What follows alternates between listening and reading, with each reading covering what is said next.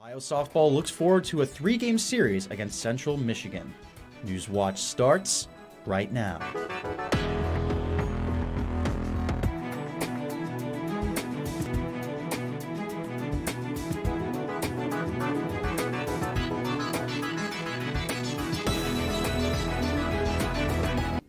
Good evening, I'm Fallon Howard. And I'm Curtis Fader. Welcome to Newswatch, your source for the latest news impacting southeastern Ohio.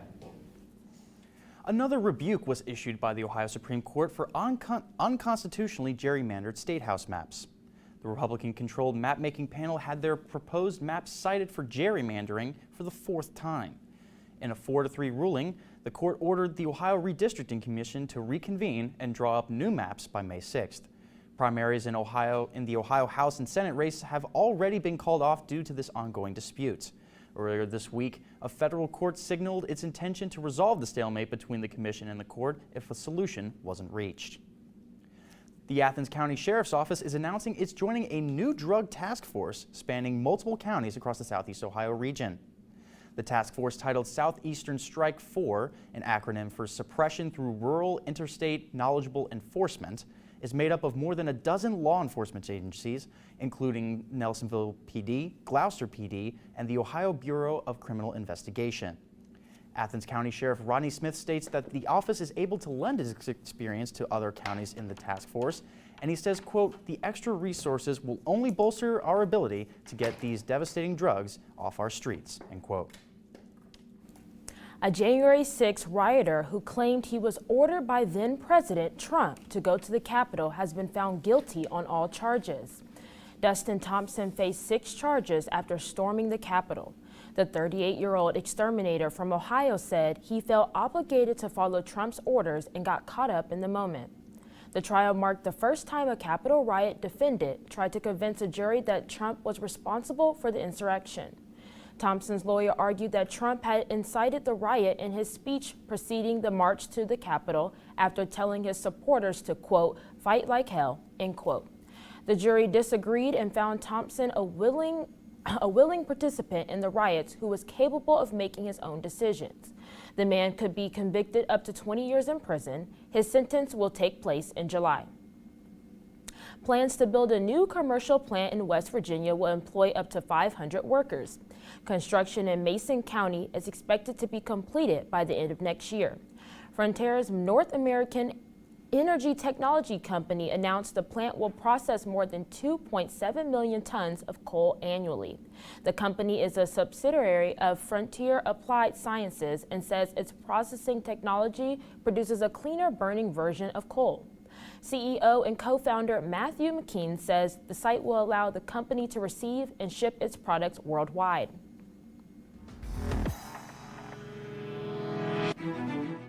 We saw really nice weather today where we even got up to around 73 degrees earlier, but it's been really dry. We do have an enhanced fire risk right now for the viewing area because we do have humidity at around 15%.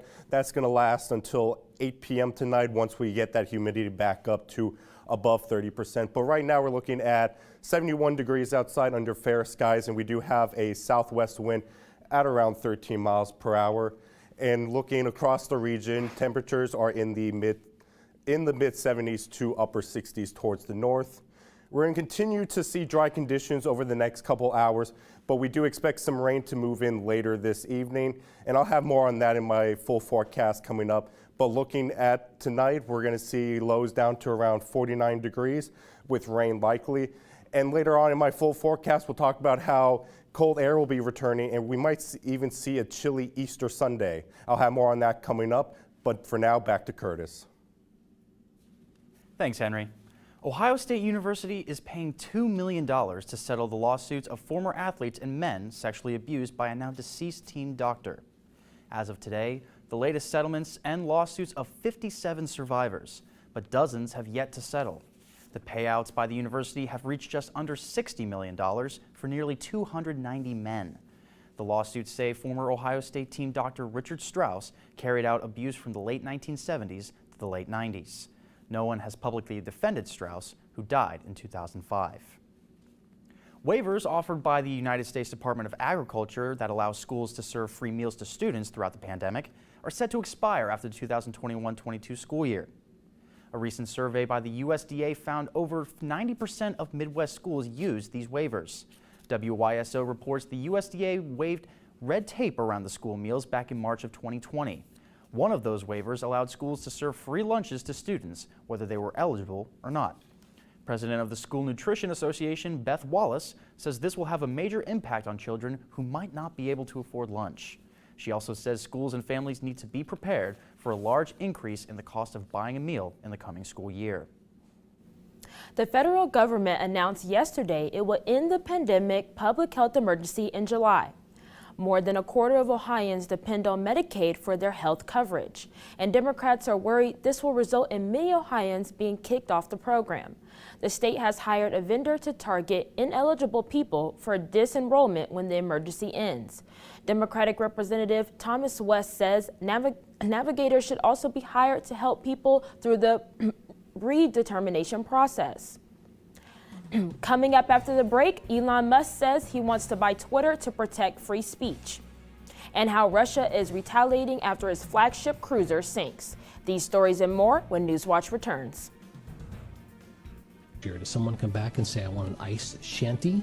And the White House warns Americans to leave Ukraine as tensions escalate. We don't know exactly what is going to happen. Plus, your Super Bowl party this weekend might cost more. Newswatch starts right now.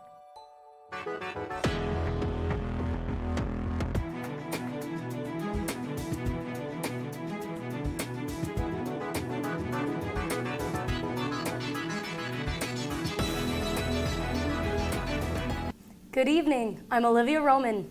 And I'm Fallon Howard. Welcome to Newswatch, your source for news impacting southeastern Ohio. Multiple medical marijuana dispensaries are looking to set up shop in the area. There have been 284 applications for the 17 allotted licenses allotted for the Southeast Ohio region that includes Athens, Meigs, and Benton counties. The applicants were ranked through random drawing last month. The top-ranked applicant is for the site of the former Wild Horse Cafe on Main Street in Pomeroy, once a popular destination for the community and tourists, but has been closed since a fire 2 years ago. The property is listed for sale for $550,000. Athens is currently home to the only dispensary operating in District 6 that was a part of the 60 initial licenses in 2018. An Ohio man arrested for directing obscene language at law enforcement's civil rights lawsuit will continue. Michael Wood was arrested in 2016 for disorderly conduct after being asked to leave a county fairgrounds in Southwest Ohio. The misdemeanor charge was dismissed, but Wood sued a group of Clark County Sheriff deputies in 2018, claiming his rights were violated. The Sixth Circuit Court of Appeals three-judge panel ruled that Wood's speech is constitutionally protected and sent the lawsuit back to the U.S. District Court where the case was previously dismissed. Intel is announcing the first job openings for its $20 billion project in Greater Columbus. The semiconductor company is looking for a range of engineers and managers. No salary range was posted with the opening. The Columbus Dispatch reports Intel's plan calls for 2 plants to be built on land for its new campus. New Albany plans to annex this land from Jersey Township in Licking County. The openings have been posted in several places beyond Intel's website, including LinkedIn and OhioMeansJobs.com. Intel will need the positions filled as it begins to hire companies to build the plant. The 2 plants will employ 3,000 workers with an average wage of $135,000. So we saw really warm temperatures today with temperatures in the low 60s. And then we did also have gusty winds throughout the day. We did have a report out from the Athens airport of a wind gust up to 41 miles per hour. But right now we do see winds at around 15 to 20 miles per hour out from the southwest. We will have rain move through the region this evening. Right now Columbus is at 48 degrees as the cold front moves through. But before the cold front moves in, we're going to continue to see dry weather with really low dew points. And so we do have a special weather statement out for high fire danger through 8 p.m. And we're going to continue to see temperatures at around 62 degrees as we head towards the south. But those temperatures will continue to drop off through the evening. And looking at my full forecast later on for Super Bowl weekend, we're going to be seeing rain overnight, colder temperatures this weekend, and we're also going to see dry weather. I'm going to be handing it back to Olivia.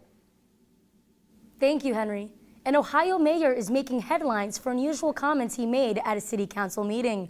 He was against allowing ice fishing in city parks because he thought it would lead to prostitution.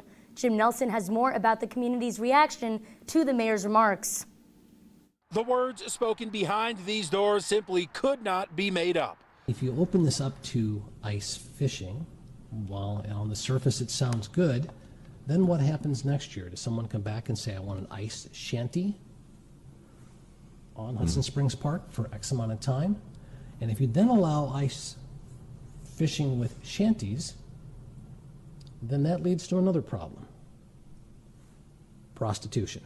That's Hudson Mayor Craig Schubert in the middle of a city council discussion on allowing ice fishing at Hudson Springs Park. That's a new one for me. Captain Tony Muschiani is an ice fishing charter guide on Lake Erie. He was a bit surprised to hear the mayor's comments. It's pretty far-fetched, I can tell you that. Shanties are for ice fishing and not for what, they're not the most comfortable thing out there. At the park, most people were familiar with the mayor's assertion. Others only heard about it when we showed them the video. To go from ice fishing to prostitution, I think it's far-fetched. Last year, Schubert demanded resignations from the Hudson School Board, claiming a writing assignment for a college credit class amounted to child pornography because students were asked to write about sex. Either choose to resign from this Board of Education or you will be charged. The Summit County Prosecutor's Office condemned his remarks. I reached out to the mayor by email to offer him a chance to elaborate on his ice fishing claims, but I never heard back. So I went straight to City Hall. Unfortunately, the building was locked by the time we got there. The Hudson mayor has not responded for WOUB's request for comment.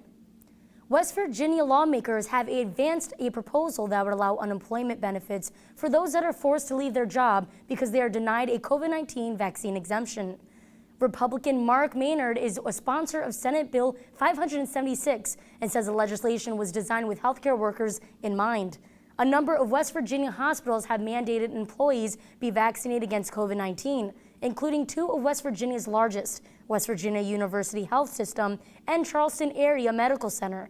People who out their jobs usually aren't eligible for unemployment unless they have a good cause to leave work. The Republican-led West Virginia Senate has voted to rescind the state's 1972 ratification of the Equal Rights Amendment, declaring the state ratification expired in 1972 and is no longer valid. The Senate adopted the measure today by voice. All 23 Senate Republicans were sponsors of the measure. It passed without debate or discussion and now goes to the House of Delegates. West Virginians ratified the amendment in April 1972, the same year Congress sent it to the states.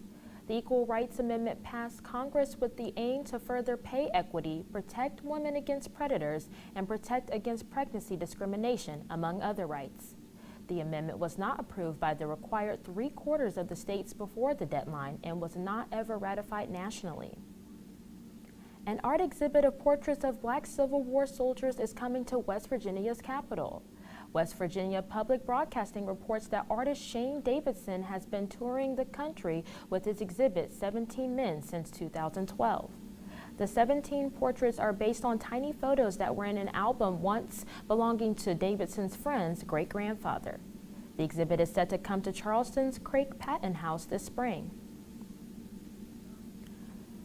And a company in Ohio is making footballs for the Super Bowl game. These stories and more when Newswatch returns.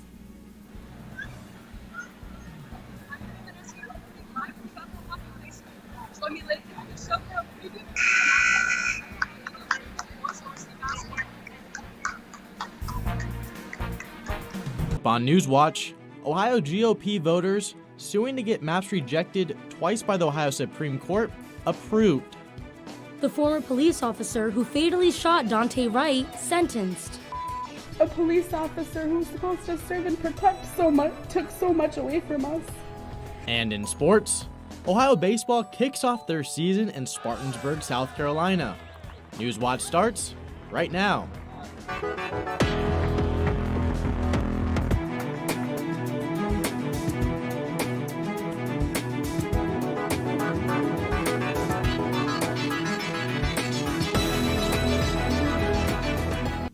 Good evening. I'm Olivia Roman. And I'm Nick Veland. Welcome to Newswatch, your source for news impacting southeastern Ohio. A group of Republican voters are suing in federal court to force the implementation of Ohio legislative maps. The Ohio Supreme Court rejected the maps twice already for being gerrymandered in favor of Republicans. GOP voters filed the lawsuit today after the Republican-led Ohio Redistricting Commission declared an impasse yesterday. They voted down maps proposed by Democratic members and adjourned without proposing their own. The lawsuit asked the rejected GOP maps to be implemented. The map drawing process, driven by the 2020 census, is intended for new districts to be in place by the 2022 primary on May 3rd. In Kentucky, redistricting efforts are also hitting a roadblock after a judge refused to block Republican-drawn congressional and state house maps. The ruling yesterday sets Democrats challenging the Republican-crafted boundaries shown here back. The ruling came from a Franklin County Circuit judge who says Democrats' request for a temporary injunction was filed too late. The candidate filing for deadline was late in January, and the judge says blocking the maps now would throw the election process in disarray. He said election officials have already spent considerable time in preparing for the primaries. The Ohio State Fair is back after a 2-year hiatus. Governor Mike DeWine and Ohio Expo Center and State Fair General Manager Virgil Strickler announced the Ohio State Fair will run from July 27th to August 7th. This year's 167th State Fair staff is working on enhancements to make the fair safe. The first big name acts will be announced by the Ohio Expo Center and State Fair in a few weeks on Monday, March 7th, with additional announcements on March 21st and April 4th. To get notifications about acts and pre-sale tickets, go to ohiostatefair.com to sign up for their newsletter. Flooding has forced some residents in the Pittsburgh area out of their homes. The standing water is the result of heavy rain, snowmelt, and fluctuating temperatures. Yards and driveways along the river are completely submerged. Stilted homes were safe, but flooding has forced authorities to close many roads and Mon Wharf riverfront in downtown Pittsburgh. It is widespread among several counties in the region. The worst may be over for most residents, but the Ohio River is still under a flood advisory. Authorities say some residents could see water rise through Saturday evening. Henry, what can we expect in our region? So the flooding that impacted our area yesterday, we still have some flood warnings in effect for most of Athens until 9 o'clock, but we do have flood warnings that were from Dayton all the way to New Lexington. That has now been canceled. The flood waters have now receded, but we still do have some roadways around Athens that are still covered with water. And tonight we're going to be seeing clear skies. Hopefully that flood warning will get canceled at 9. Temperatures right now up north is around 29, and towards the south we're at around 33 degrees, with Arlington at 34, and this cold weather is going to continue into tomorrow, and heading into my full weather later on, we're going to be seeing a chilly start to this weekend, but lots of sunshine. That's going to be really nice, but we do see the chance of rain return into next week. I'll have more on that in my full forecast coming up, but I'm going to be returning it back to Nick. Thanks, Henry. Portsmouth police have arrested a suspect in connection with a bank robbery. Police say they've arrested Christopher Wilson and charged him with felony robbery. Police say Wilson robbed the U.S. Bank on Chillicothe Street in Portsmouth just before 1 p.m. yesterday. According to police reports, Wilson got away with around $2,900. Employees at an Ohio steel and iron plant are outraged after the discovery of what appeared to be a noose at the plant. It was found on February 1st, the beginning of Black History Month. Bob Jones reports on how disturbed audiences view the incident as a sign of racial aggression. Looked at it at first and I was stunned of what I just seen, and I was like, wow, don't know what to do about this. On February 1st, Marcus Murray started his shift on the shipping floor of United Rolls, where he has worked for 5 years. He was nearly floored by what he saw later that morning, a rope wrapped around a steel beam that he feels was tied as a noose and represented a painful past for African Americans. Ancestors that was hung. Me being a black man, and for anyone to put that up was,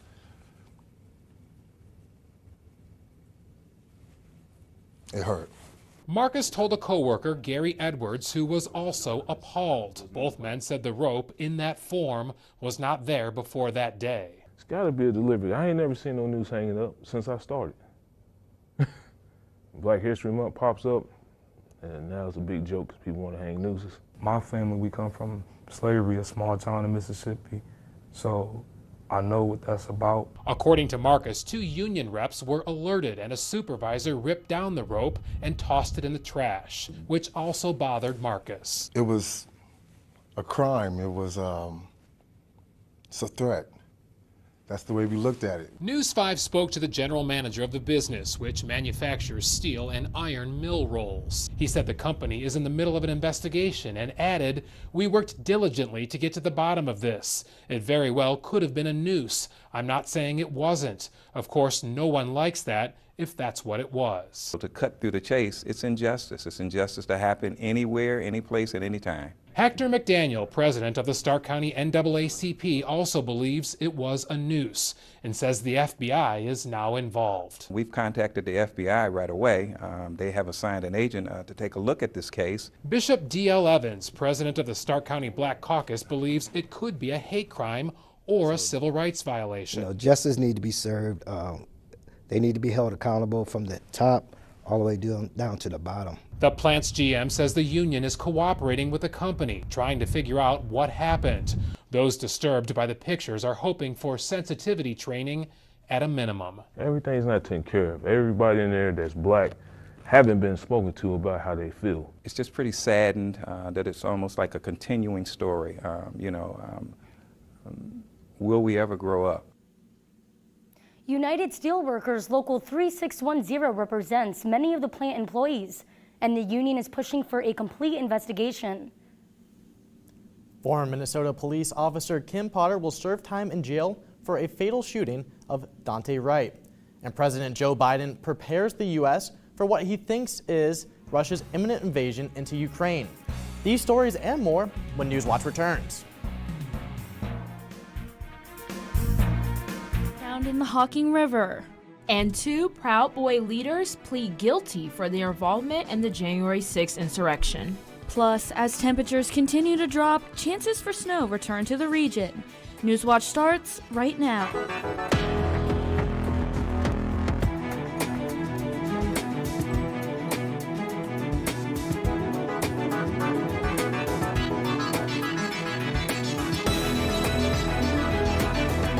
Good evening, I'm Fallon Howard.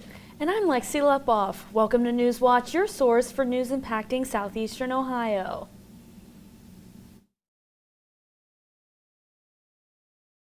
We now know the name of the man found dead in the Hocking River. The Athens County Sheriff's Office identified the body as 39-year-old Derek Johnson. Sheriff Smith said in a press release Johnson was reported missing on January 25, 2022. The man from Nelsonville was found by individuals kayaking down the river on March 30th. He was last seen near his home on Laurel Run Road in Hocking County. The investigation is being handled by the Athens County Sheriff's Office, Hocking County Sheriff's Office, and the Athens County Prosecutor's Office. Ohio University Police Department released a crime alert for an individual wanted for sexual imposition. The event occurred on Wednesday at 8:05 p.m. at Memorial Auditorium on OU's campus. The suspect is described as a white male, middle-aged, tall, salt and pepper hair, balding, and with very tan skin. He was wearing a zip-up jacket.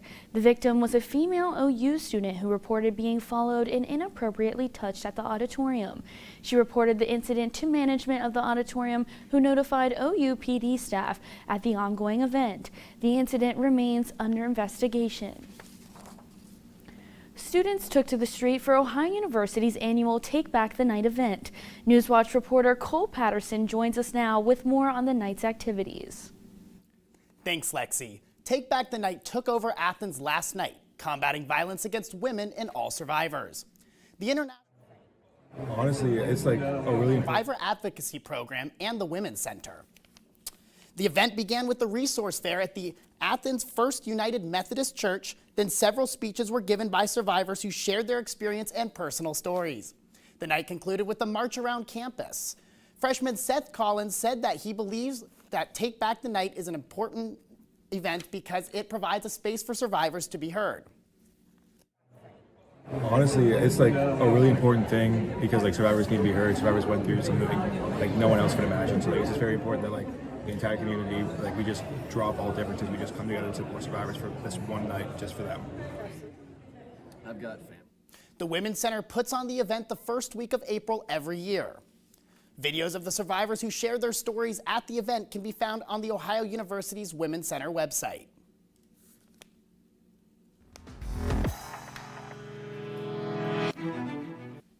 I'm your lead forecaster, Erin Ashley, and looking outside your window right now, you can see that there's just some patchy showers along the entirety of our viewing area. So you may or may not see some on and off rain heading into tonight. And as you can see down here in West Virginia, we've actually got some patches of clouds that are stirring up a little bit of a longer rain shower or two. But as we head into tonight, expect those showers to actually turn into a chance for some snow because of that temperature dropping. And actually right now we're looking at 49 degrees here in Athens. It's mostly cloudy, and again, we are seeing a slight chance for rain with those patchy clouds as we head into tonight. And so, like I said, we have some clouds developing out here towards the west, and that mixed precipitation color you see right here, that pink, is going to push and just level up into our viewing area. And that in combination with those lower temperatures, if temperatures get closer to 32 degrees, which is the freezing point, that's when we start to see some chances for snow showers. But I'll talk about it more in my full forecast, but for now, back to the desk. Thanks, Erin. Ohio's largest anti-abortion group endorses Republican J.D. Vance. Ohio Right to Life's announcement could separate Vance from other Republicans running for the state Senate nomination. Marshall Pitchford, board chair for the Ohio Right to Life Society, called Vance the best candidate to continue Senator Rob Portman's exemplary pro-life service and statesmanship.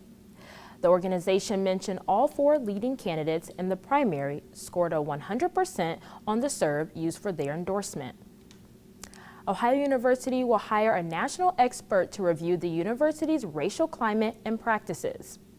President Hugh Sherman made the announcement today at Ohio University's Board of Trustees meeting. It comes after multiple incidents where students felt racially targeted. During the meeting, a few students spoke about their personal experiences and what they want to see from the university. One student told the board he wants to see required diversity training for students. Board Chair Carrie Cooper says the board will hold them accountable for the commitments it's made. An Ohio University student organization is bringing Asian American and Pacific Islander representation to the Athens community. The AAPISU, or the Asian American Pacific Islander Student Union, has created a community to embrace their culture. Newswatch reporter Claire Schiopota has more on their organization and their upcoming Heritage Week celebrations. A place where Asian Americans and Pacific Islanders feel like they belong. That was Jake Boyk's vision as he co-founded the AAPISU at Ohio University. We want to help in any way possible, and we are here just to make an impact. We are here to represent, we're here to advocate, and we are here to be a member of this community. The organization is in its first year on campus. They are one of very few organizations providing representation at Ohio University and in the Athens community. Asian American and Pacific Islanders only make up about 1.9% of the campus, so I think being in a group, in like a student union, has essentially made sure that we're heard as a group of people, not just solely as individuals. This past fall, the AAPISU collaborated with local Asian American and Pacific Islander organizations for the homecoming parade. This was the first time they came together to celebrate. It inspired a lot of us, and it really showed us that what we're doing here is important, because in that moment, we were all together, and we were all representing our community. From April 11th to April 15th, the AAPISU will be celebrating Asian American Pacific Islander Heritage Week. A cherry blossom picnic celebration will kick off the week's activities.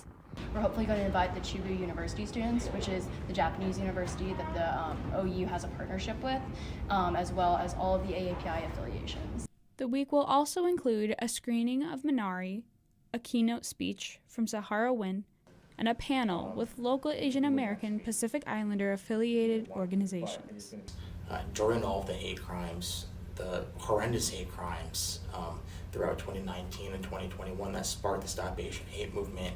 It made people feel unwanted and unworthy and ashamed to be us. And we want to show it this week that it's okay to be you. For WAUB, I'm Claire Schiopota.